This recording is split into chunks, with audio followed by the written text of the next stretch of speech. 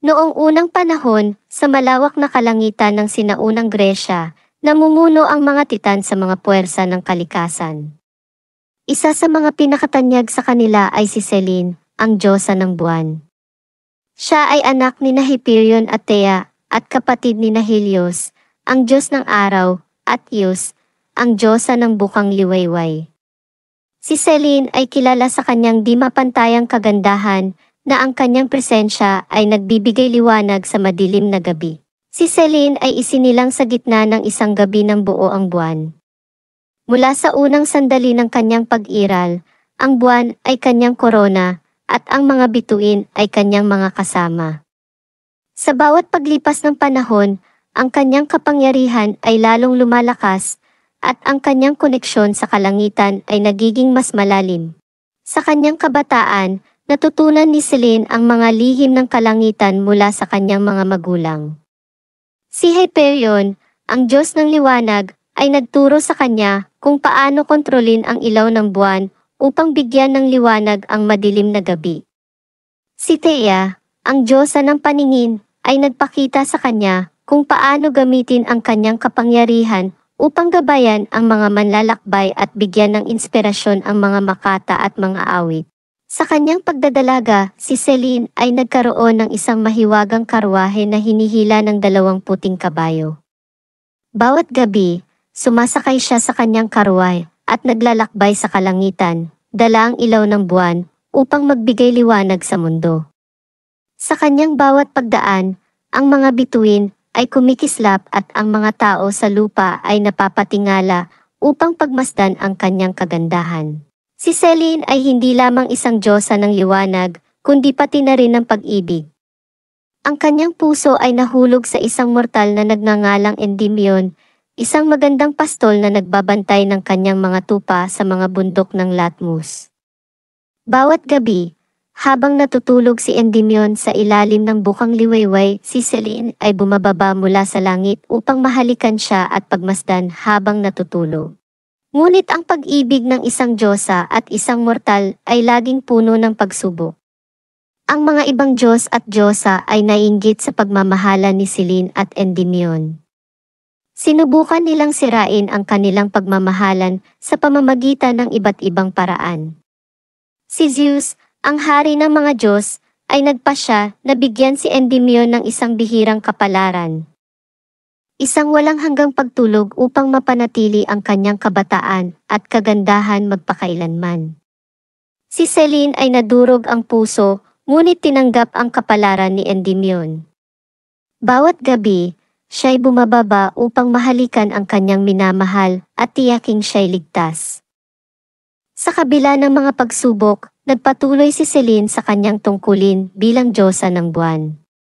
Ang kanyang dedikasyon sa kanyang tungkulin at sa kanyang pag-ibig ay nagbigay sa kanya ng lakas upang magpatuloy.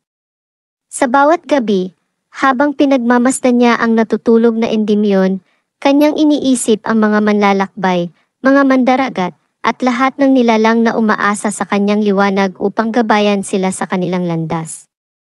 Isang gabi, habang naglalakbay si Selene sa kalangitan, nakarinig siya ng mga pag-iyak mula sa isang malayong bahagi ng mundo. Lumapit siya at natagpuan ang isang batang babae na nagngangalang Phoebe, na nawawala sa kagubatan. Ang liwanag ng buwan ay kanyang gabay, at sa tulong ni Selene, natagpuan ni Phoebe ang kanyang daan pauwi sa kanyang pamilya.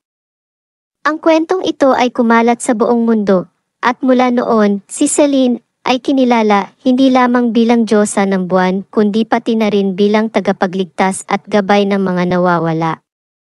Sa paglipas ng mga panahon, ang mga kwento ni Selene ay naging bahagi ng mga alamat ng iba't ibang kultura.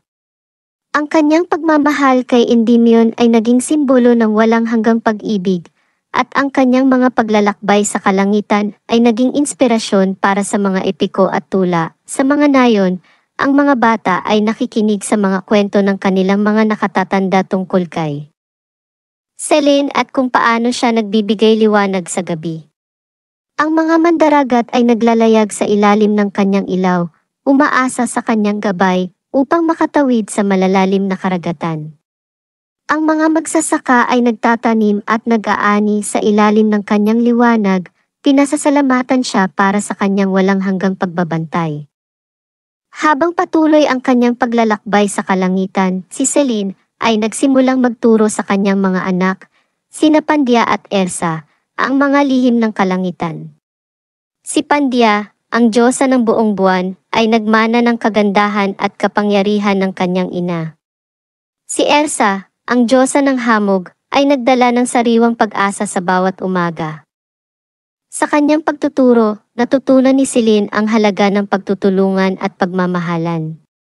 Ang kanyang mga anak ay naging kanyang mga kasama sa kanyang walang hanggang misyon na magbigay liwanag sa mundo. Sa bawat paglipas ng buwan, ang kalangitan ay nagiging mas maliwanag at mas maganda. Sa kabila ng mga pagbabago sa mundo, si Celine ay nanatiling matatag sa kanyang tungkulin. Ang kanyang pag-ibig kay Endymion ay hindi naglaho, at ang kanyang pag-aalaga sa kanyang mga anak at sa mga nilalang ng mundo ay nanatiling buo. Ang kanyang liwanag ay nagpatuloy na magbigay inspirasyon at gabay sa lahat ng mga tao. Sa bawat gabi na sumisilip ang buwan sa kalangitan, ang mga tao ay naalala ang kwento ni Celine. Ang diyosa ng buwan, na nagbigay liwanag sa madilim na gabi, ay naging simbolo ng pag-asa at pag-ibig.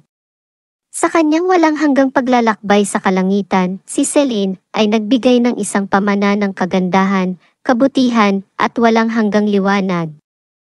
Maraming salamat sa pakikinig. Kung ikaw ay may nais na kwentong marinig, huwag mahiya na mag-comment. Kinagagalak ko na napasaya ko kaya sa aking kwento. Hanggang sa muli, maraming salamat. Nagmamahal, Strongly Telling.